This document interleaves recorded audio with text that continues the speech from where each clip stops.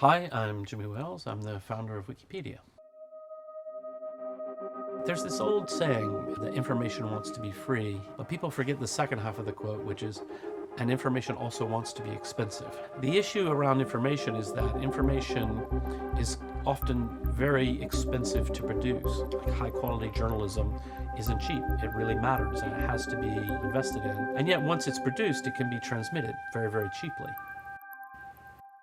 I've been watching the growth of open source software and seeing programmers coming together to collaborate in new ways to build all the really great software that runs the internet. And I thought, gee, we could collaborate beyond just software into all kinds of cultural works. My daughter, Kira, was born, and she was very ill in the hospital. And she was in intensive care. She was there for several days, so, at some point I went home and I got on my beautiful pink iMac and started looking for information to learn more about it. And it was a mess. There wasn't very clear information. There wasn't much information. I was like, we just have to change everything. We have to be radical. I set up and launched Wikipedia. And I just felt very strongly that there was a need in the world for something like this. There's normally two basic motivations people have for participating. One is just fun. So people really enjoy going and writing about a hobby, a personal interest. The other is really the more charitable impulse. Maybe you spend an hour improving something in Wikipedia, then you go to bed and think, okay, the world is just a little bit better than when I started. Somebody somewhere will read that and they're going to be informed in a way that they wouldn't have been. I remember very, very clearly, this was September 11th, 2001, and we had been going for about 9 months by that time, because we started in January.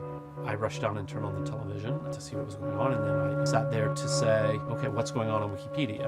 On that day, the community was there, people were starting to take in what was happening, and we saw the beginnings of entries about, things like the World Trade Center and the airlines that were involved that day, and various terrorist groups who people thought might have done this, and so on and so forth. And even today we see this. I remember various times a tsunami, a hurricane, things like that. Something big happens. People actually want to learn about that area of the world or that political background, if it's a political incident, and that sort of thing.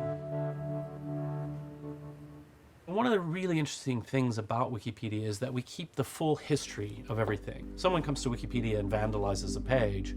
That's okay, because there it is in the history. You just find the best version, make it live again, and there we go. We're healed. I think this will, in the future, and actually probably already today, be a fascinating treasure trove for historians who are researching, in particular, what was the common thoughtful understanding of issues at various times. And that, for me, is the first step in trying to find a better human understanding of the world, to find peace, to find closure around lots of issues, and ultimately to find progress.